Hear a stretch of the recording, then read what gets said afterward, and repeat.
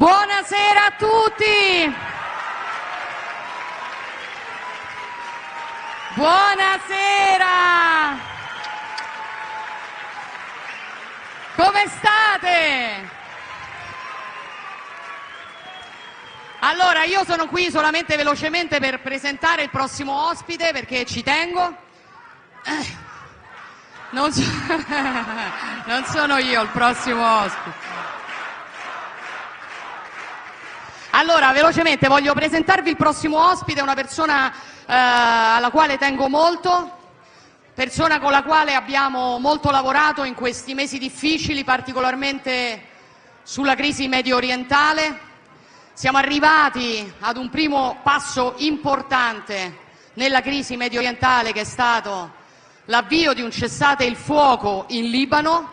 Io ho chiesto a questa persona importante, a questo mio amico, a questo amico dell'Italia, di venirci a raccontare il suo punto di vista sulla situazione medio orientale e sulla situazione libanese, quindi vi chiedo di fare un grande applauso per il primo ministro del Libano, Najib Mikati.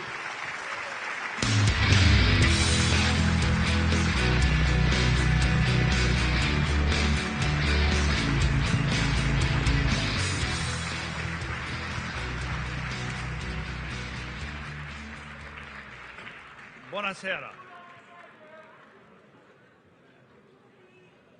In fact, when they asked me to make the speech tonight, I said I can have a speech of 100 pages. 100 pages because maybe 50 pages to talk about the Middle East and our region, but the other 50 pages to talk about Italy and to talk about Miss Meloni.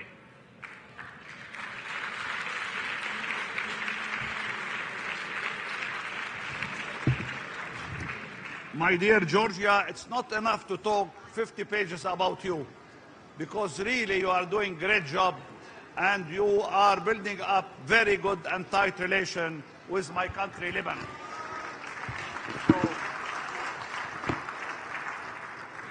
So we are really very grateful for what you did. Signore, signori, it is an honor to stand before you today at the Atreju event in Rome. I would like to extend my gratitude to the distinguished Prime Minister Giorgia Meloni, the friend of Lebanon,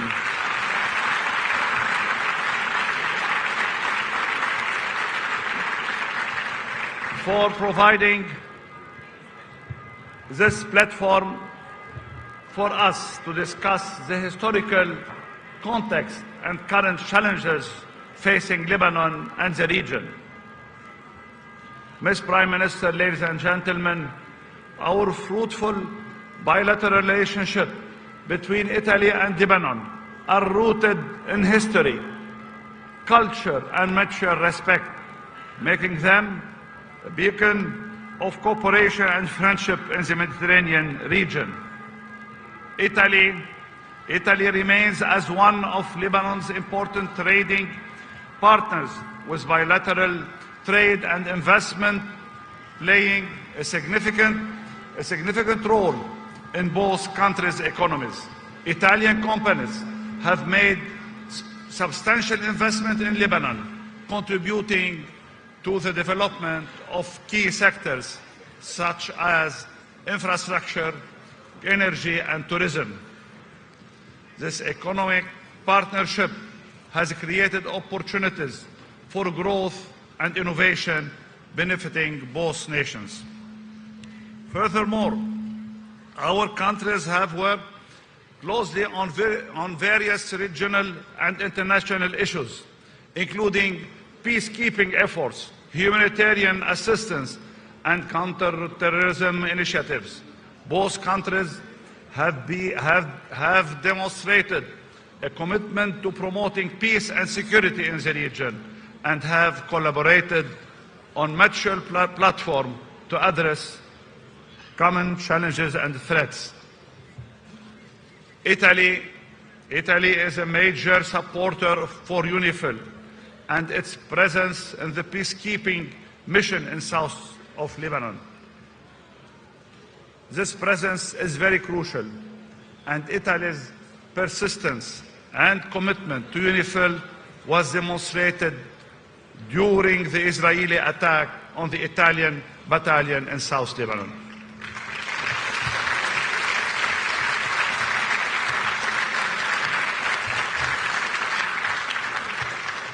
Ms. Prime Minister, ladies and gentlemen, today, as we observe the ongoing conflicts in the Middle East, there is a growing belief that we're witnessing political changes that will influence the Sykes-Picot Agreement of 1916.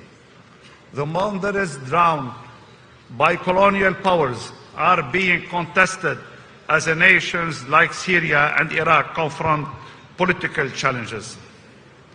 However, let us dig deeper into this turmoil. It is not solely about borders. It pertains to lack of investment in human capital, including education, social inclusion and development, the fundamental challenges of these nations. The social contracts upon which they were established are proving to be unjust and imperfect, resulting in their internal divisions that resulted the collapse of political system in terms of governance and social unity. In the midst of this turmoil, Lebanon emerges as a unique case. Since 1943, the Lebanese, who were divided between those affiliated with the West and those affiliated with the East, now decided for the first time to affiliate and belong to our country and nation, Lebanon. The National Pact has held the country together amidst various challenges. This pact, centered on sectarian power sharing, has maintained a semblance of stability, notwithstanding with its own set of difficulties. The origin of sectarian power sharing in Lebanon traces back to the Ottoman era and the French Mandate. Despite being viewed as a symbol of state disintegration, Lebanon has defied expectation and preserved through its turbulent past, including the brutal civil war from 1975 to 1990.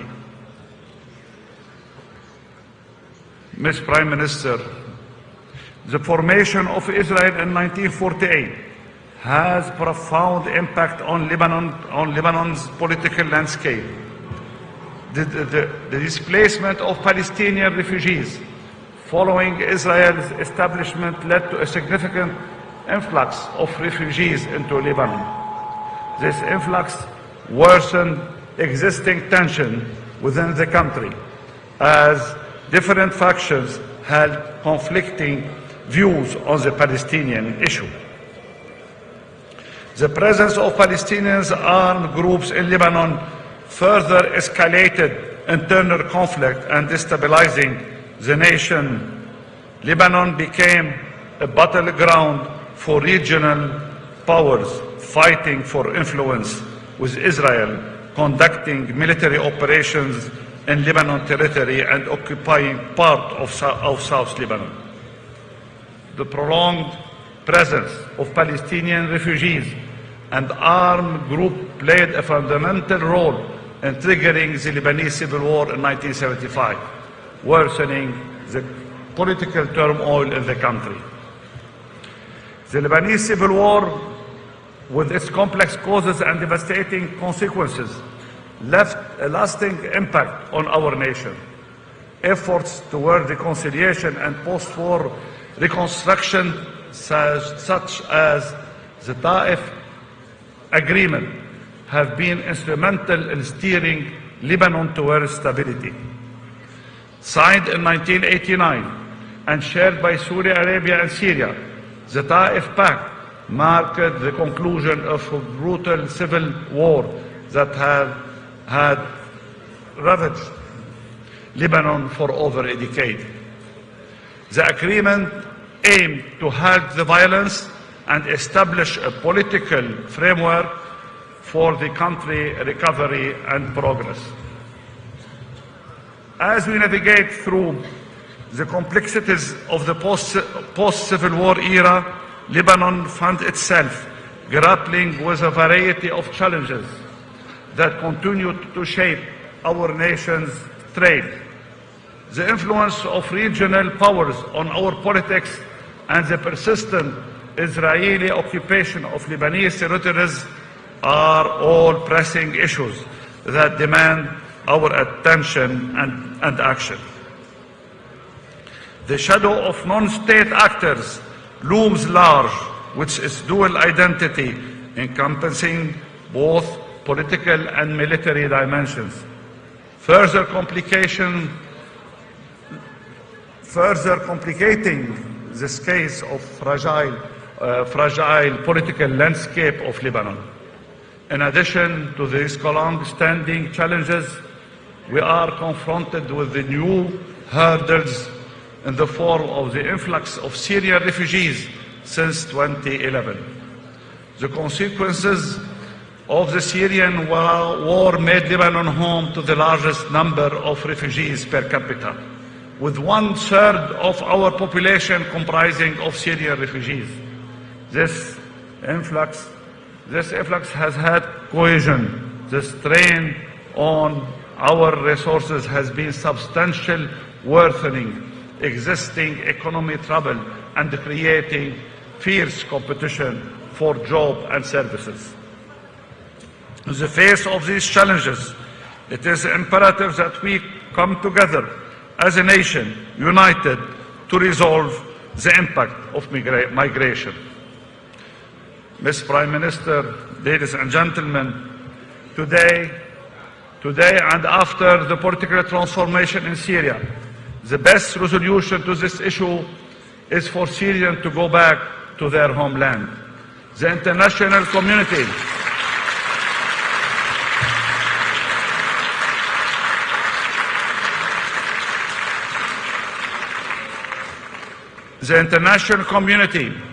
particularly Europe, should assist in the return of Syrians by engaging in early recovery efforts in secure areas with Syria. On another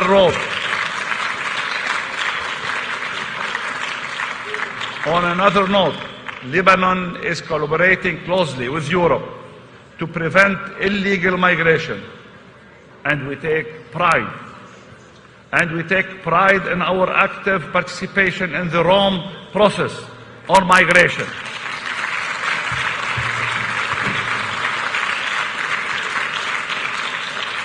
Lebanon and Italy share the same concerns, and we will continue to work together to secure the Mediterranean region.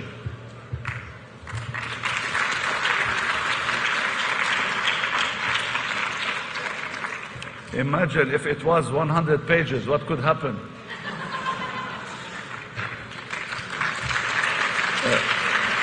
Ms. Prime Minister, ladies and gentlemen, in addition to all these challenges came the Gaza war. The Gaza war and its impact on Lebanon have been devastating. It all began on October 8, 2023, when exchange of fire across the southern border started. The situation escalated further on September 17, 2024, when Israel launched a full-scale attack on Lebanon. The Israeli bombardment since September 23 has led to the tragic loss of over 4,000 lives in Lebanon, including 127 children and 650 women. Over 14,000 people have been injured, and more than 1 million individuals, constituting 1/5 of the population, have been displaced. Today, the Lebanese government firmly believe that the ceasefire agreement proposed and monitored by the United States and France in South Lebanon will remove tensions along the southern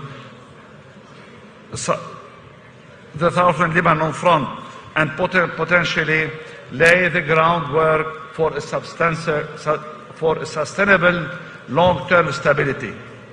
This ceasefire could pave the way for a diplomatic pathway that our government entirely endorses. This diplomatic approach aims to address security concerns along the southern border and resolve disputes along the blue line through the full of implementation of the United Nations Security Council Resolution 1701, which stands as a core of stability and security in South Lebanon. The comprehensive implementation of this resolution by both Lebanon and Israel is paramount to safeguarding Lebanon's sovereignty and territorial integrity. It offers a sense of security along our southern borders that could facilitate the safe return of displaced communities to their homeland. The Lebanese government commitment to kickstart the recruitment process for additional Lebanese soldiers in alignment with UN Security Council Resolution 1701, underscoring our unwavering dedication to the full implementation of this resolution. The decision to bolster our military forces through recruitment of more soldiers mark a significant stride towards enhancing the capacity of Lebanese armed forces.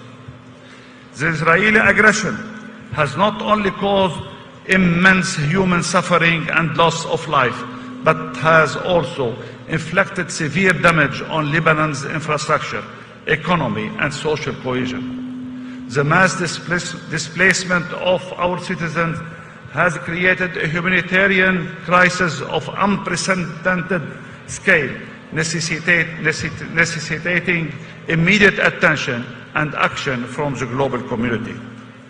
According to the World Bank, Lebanon will require a minimum of $5 billion for reconstruction efforts. Addressing these challenges requires international support that goes beyond immediate humanitarian aid. The focus must shift towards comprehensive medium to long-term solutions that prioritize the rebuilding of Lebanon's shattered communities and infrastructure. In addition to international aid, there is a pressing need to stabilize key institutions in the country. Today, we stand a pivotal moment in the history in the Middle East, where the winds of change are blowing in a direction that hints at the dawn of a new era.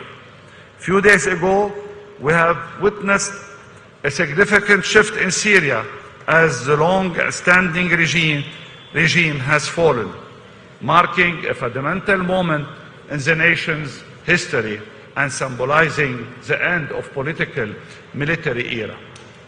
This transformative change, guided by crucial geopolitical forces, is poised to define Syria's political landscape in the coming years. The impact of these changes goes beyond the regime's downfall, with a profound effect expected on Syria's constitution and overall political structure.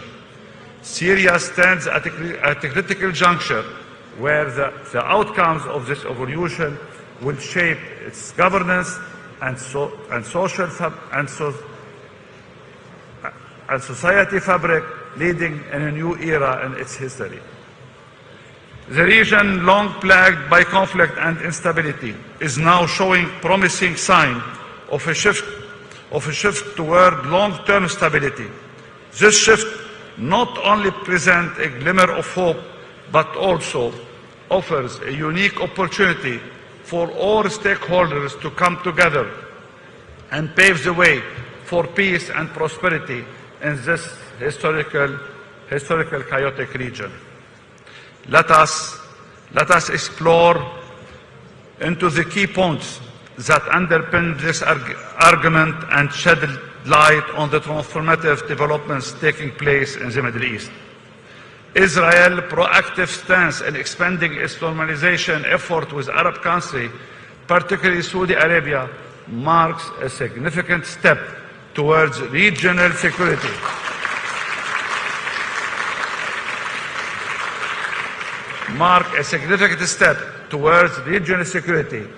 Which only be achieved with just solution to the Palestinian cause, and this will be manifested in a two-state nation.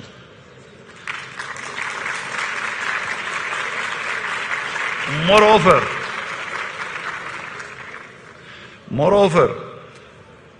the transformation of Iran's proxies and the ongoing political changes in countries like Lebanon and Syria are transformative indicators of a shifting dynamic in the region.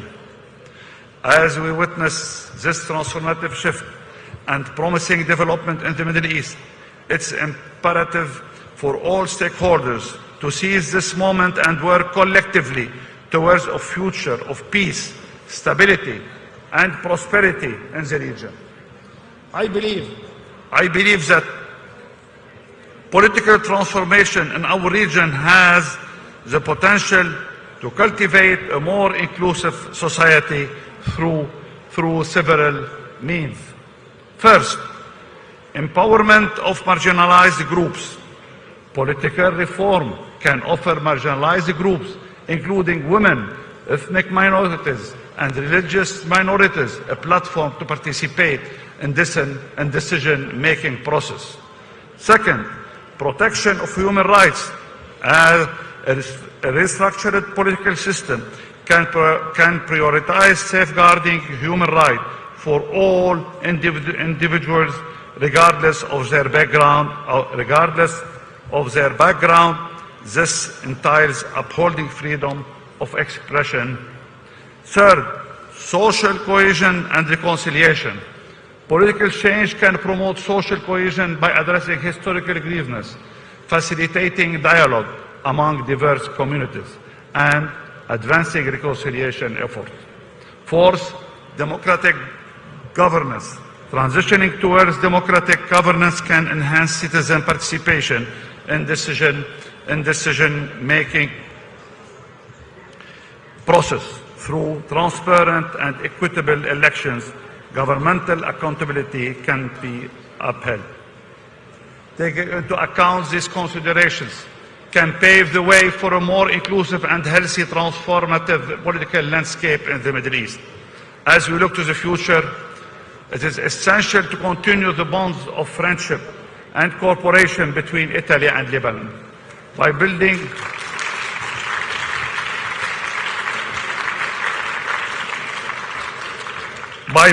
on the foundation of trust and mutual respect that exists between our two nations. We can further enhance our partnership and work together to address the challenges of the 21st century. Ms. Prime Minister, I want to thank you for visiting Lebanon twice this year, which shows your constant support of Lebanon's stability, and to our highly appreciate the effort and remarkable leadership in bridging the gaps between the West and East. Today, I am here to continue this path and to work together for a constructive partnership between Lebanon and Italy.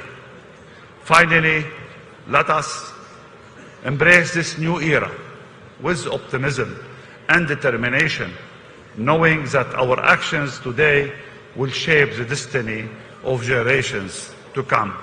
Viva Italia, viva Lebanon.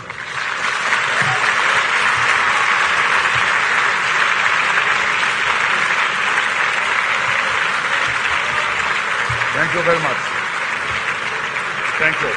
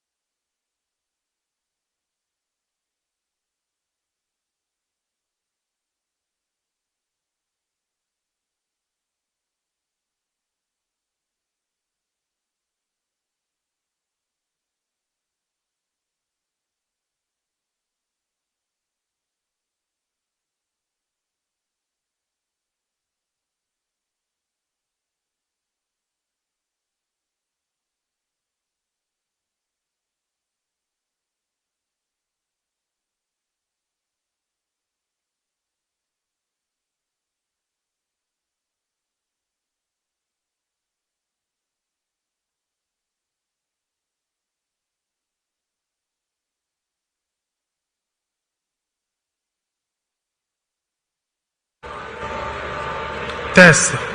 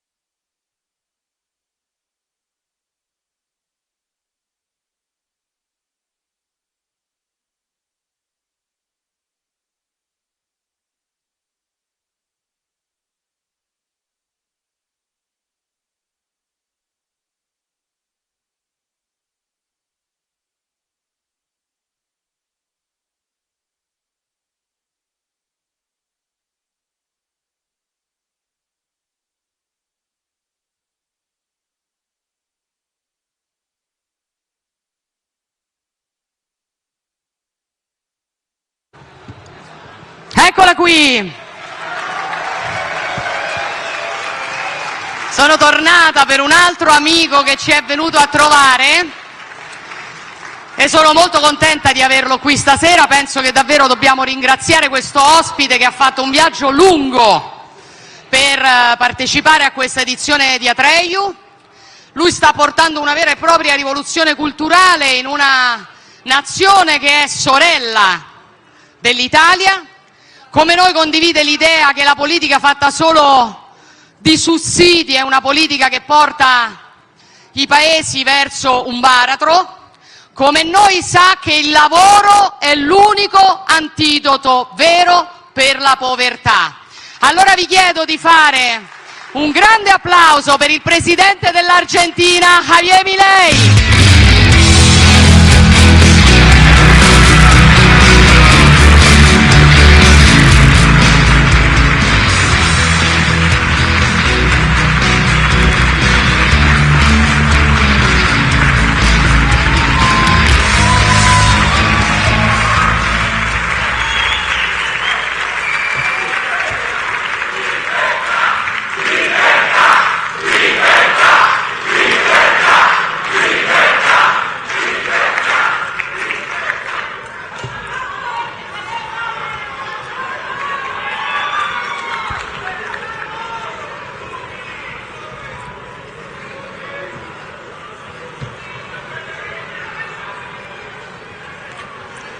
Hola a todos.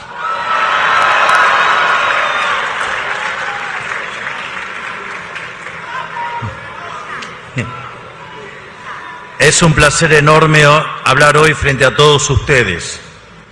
Quiero agradecer a Atreju y por supuesto a la Presidenta del Consejo de Ministros de la República Italiana, Giorgia Meloni, por tan honrosa invitación.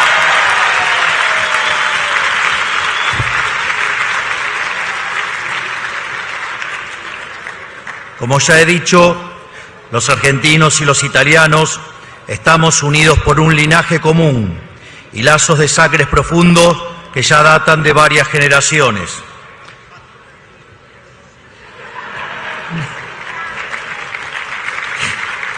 Por eso, más que estar entre amigos, siento que estoy en familia.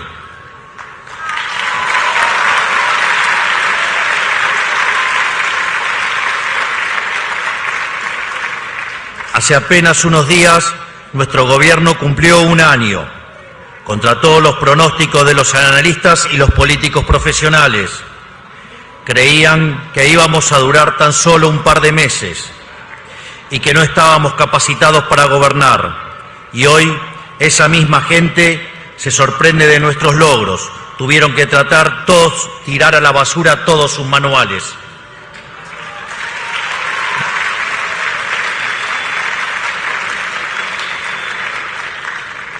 Como quizás saben, yo soy un economista, no soy político. De hecho, siempre desprecié a los políticos por el daño profundo que le hicieron a mi país. Recién me involucré en política por primera vez en mi vida a mis 51 años.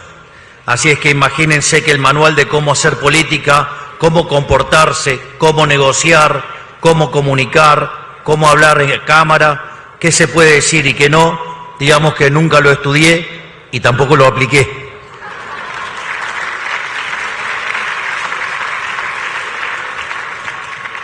Pero lo curioso es que el año pasado y a lo largo del último año todas las fórmulas y recetas de la comunicación política profesional fracasaron. La mayoría de la gente las rechazó en las urnas y eligió algo diferente. Si no, no habríamos llegado a donde llegamos y no habríamos hecho todo lo que hicimos. Yo tengo mis propias recetas, que no son políticamente correctas ni tan profesionales, pero no se puede negar que por ahora nos han dado resultado, al menos funcionan.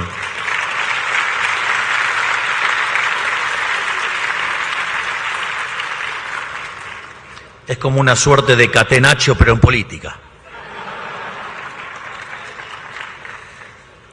Hace poco las expuse en la primer CIPAC de la historia argentina, que fue un éxito rotundo y del que me encantaría que Giorgia pueda participar cuando realicemos la próxima edición. Y ahí llamé mi decálogo de acción política, porque son 10 consignas, y hoy, humildemente, quiero compartirlas con ustedes. Vamos a hablar de método político, vamos a hablar de poder y ejercer el poder.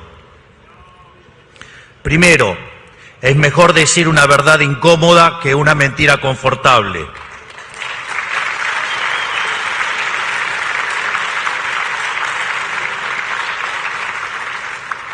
Todo plan de gobierno debe partir desde la verdad, no solo porque es lo correcto, sino porque no hay medida que funcione si se hace y se basa en un análisis erróneo.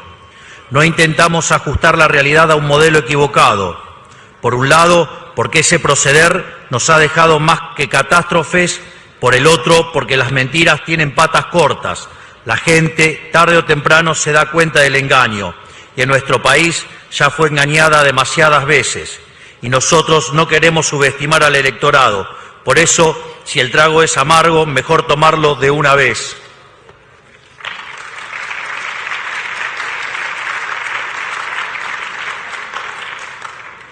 Segundo, nos importa un rábano la opinión de los políticos sobre casi todos los temas.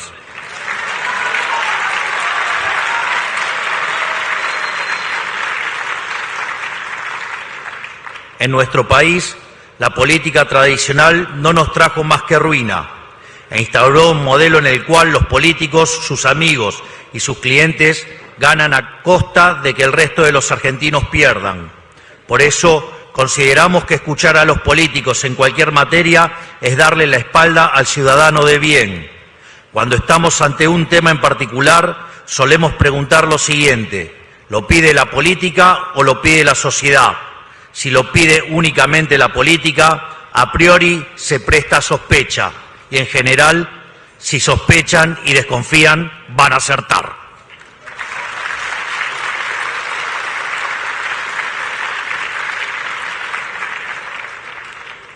Tercero, nunca hay que negociar las ideas para atraer un voto.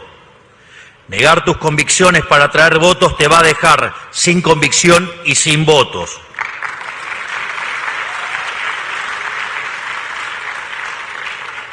Lo mismo con formar alianzas políticas con otros espacios. Para nosotros, el concepto americano de partido cachol no funciona. El agua y el aceite no se mezclan.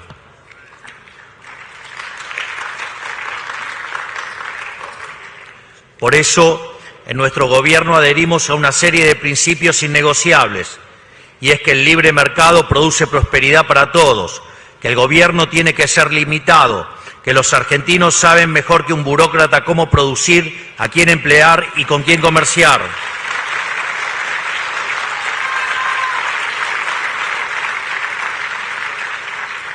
Y en materia de seguridad, sostenemos que el que las hace las paga. En resumen, defendemos la vida, la libertad y la propiedad privada.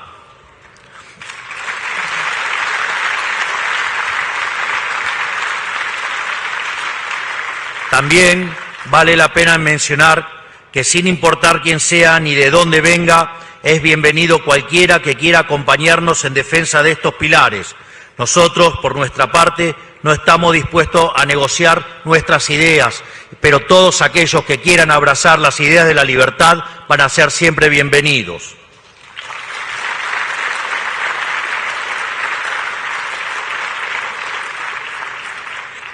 Cuarto, y esto para mí sí es de una importancia extremadamente significativa, y es que a diferencia de la economía, la política sí es un juego de suma cero. Los espacios de poder que no ocupamos nosotros los ocupa la izquierda. Por eso debemos ser decididos, ser prácticos y no dudar acerca de ejercer el poder. Hay que usar las armas del enemigo. La batalla cultural se rige por las reglas universales y atemporales de la política, a los que ellos han sabido adaptarse bien. Ahora nos toca a nosotros superarlos, porque además nosotros somos mejores en todos y ellos, digamos, van a perder contra nosotros.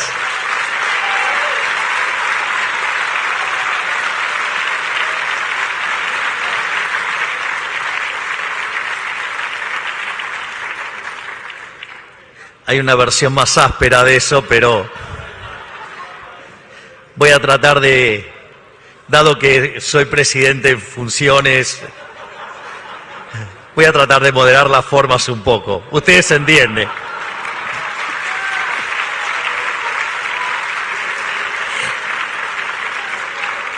Pero somos superiores productivamente. ¡Viva la libertad, carajo!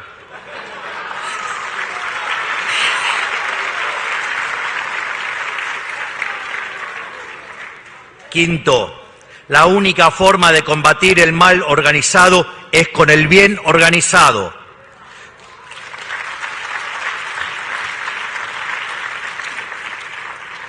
Por creer que los liberales no somos manada, muchos han caído en la trampa de no organizarse. En Argentina, ese error nos costó muy caro, todo un siglo de humillación. Por eso en nuestro gobierno somos implacables. El que viene con agendas propias y no acata la línea del partido es expulsado. Voy a tomar una frase de aquí. Roma no paga traidores.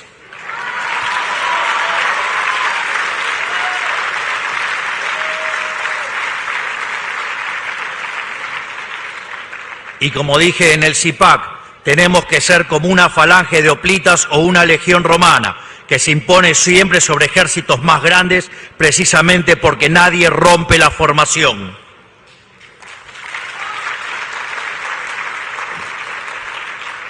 Quiero que sepan que esto no lo hago de acto populista, fue parecido a lo que dije CIPAC. Mi admiración por Roma, digamos, no viene de ahora, sino que viene de hace muchos años. Así que quiero que sepan que lo hago por devoción, no por populista.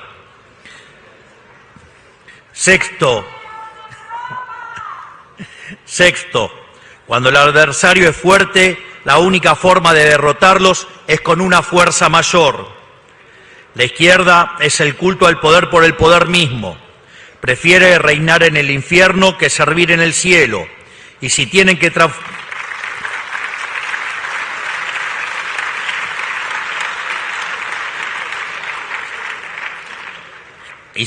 transformar el cielo en el infierno para mantenerse en el poder, lo van a hacer. Ellos no tienen pruritos ni escrúpulos. Por eso debemos ser implacables y responderle con una fuerza todavía mayor. No buscamos diálogos que nos lleven a ninguna parte ni establecer consensos que solo les sirvan a ellos. No es nuestra metodología intentar apaciguar a quienes buscan dañarnos. Es lo que Popper, o lo que se llama la paradoja de Popper. No se puede ser tolerante con el intolerante.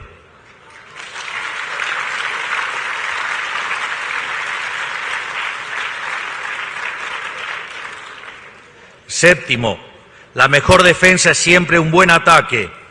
No hay nada peor que vivir a la defensiva. siempre reaccionando a lo que hace el adversario. La derecha liberal ha caído muchas veces en esa trampa, perdiendo el tiempo en dar explicaciones a quienes no la merecen. Nosotros no tenemos que explicarles nada a quienes arruinaron el país.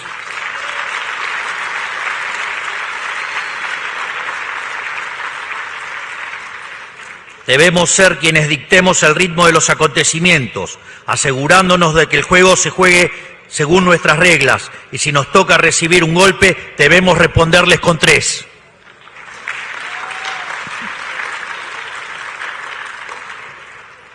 Octavo, dar la batalla cultural desde el poder no solo es recomendable, sino que es una obligación. Tener una buena idea es solo el comienzo. Para que sea efectiva, debe ser correctamente comunicada.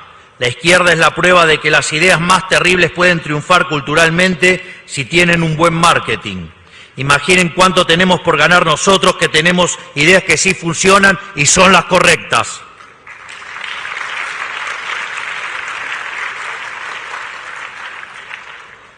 Debemos aprender de los errores del pasado y apoyar nuestras buenas ideas desde cada lugar de influencia que vayamos conquistando.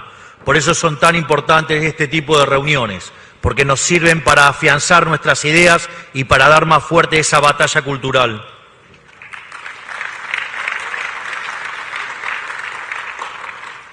Noveno, la única forma de combatir al socialismo es desde la derecha. El extremo centro, sus posiciones y sus herramientas son siempre y en todo lugar funcionales a la izquierda criminal.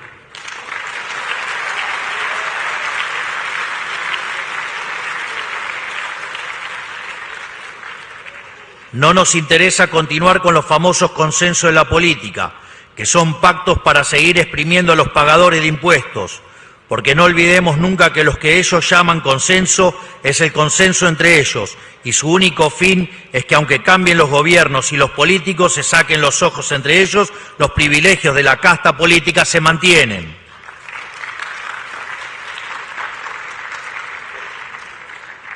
No hay consenso entre el bien y el mal, por eso somos escépticos de todo concepto de centro, que en apariencia es moderado, pero bajo la superficie cómplice es funcional siempre al socialismo.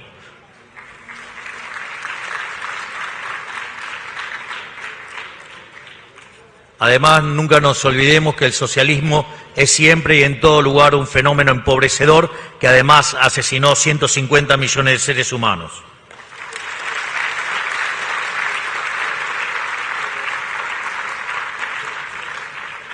Décimo, la última y más importante de todas.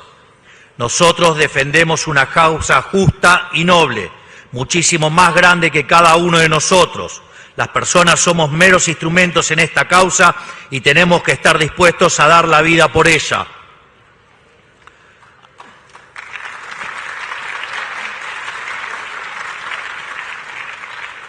Hablo ni más ni menos que de la línea histórica de Occidente, una causa intergeneracional, un hilo que recorre milenios, nuestra gran hazaña civilizatoria. La causa de los filósofos atenienses, la causa de ustedes los romanos, consolidaron en el primer imperio multicontinental, la causa que cruzó el océano y colonizó América, la causa que nos convirtió en ciudadanos y nos liberó del yugo del tirano, la causa que descubrió el método científico y que con el capitalismo de libre empresa sacó de la miseria a miles de millones de seres humanos. O sea, hablo de la gran gesta civilizatoria que es Occidente.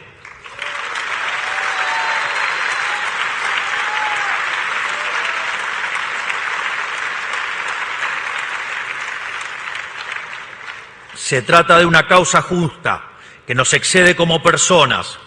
Por eso no hay lugar para ambiciones personales, no hay lugar para mezquindades, no hay lugar para el yo, no hay lugar para el ego. Lo que está en juego es simplemente demasiado grande como para darle lugar a aspiraciones individuales. Estas son las 10 consignas políticas que les quería dejar hoy, que son las mismas que le he ofrecido a los militantes de nuestro partido como recursos de acción política.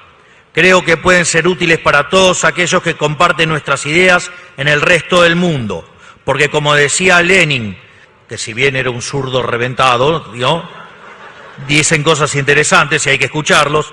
Sin teoría revolucionaria no puede haber un movimiento revolucionario.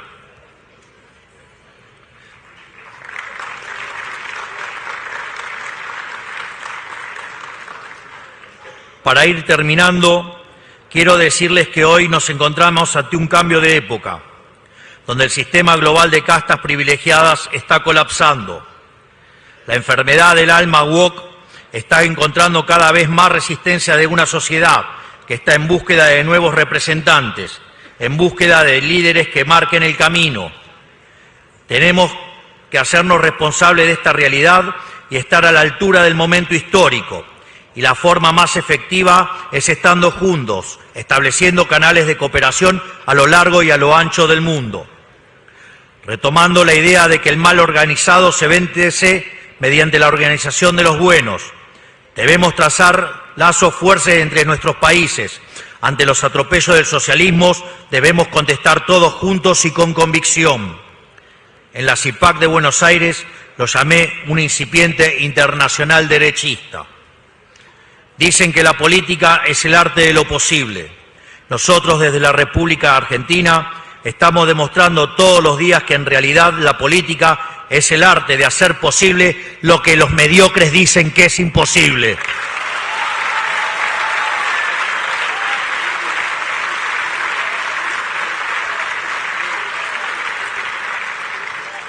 Los invitamos a probar nuestras recetas y a seguir trabajando sin descanso y con fe, porque como dicen las Sagradas Escrituras, ellos nos atacan llenos de insolencia y de impiedad para exterminarnos a nosotros, a nuestras mujeres y a nuestros hijos, y para apoderarse de nuestros despojos.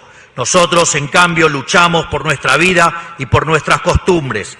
El cielo los aplastará delante nuestro. No les tengan miedo. Que Dios bendiga a Occidente, que las fuerzas del cielo nos acompañen y ¡viva la libertad, carajo! ¡Viva la libertad, carajo! ¡Viva la libertad, carajo! Muchas gracias a todos. Gracias.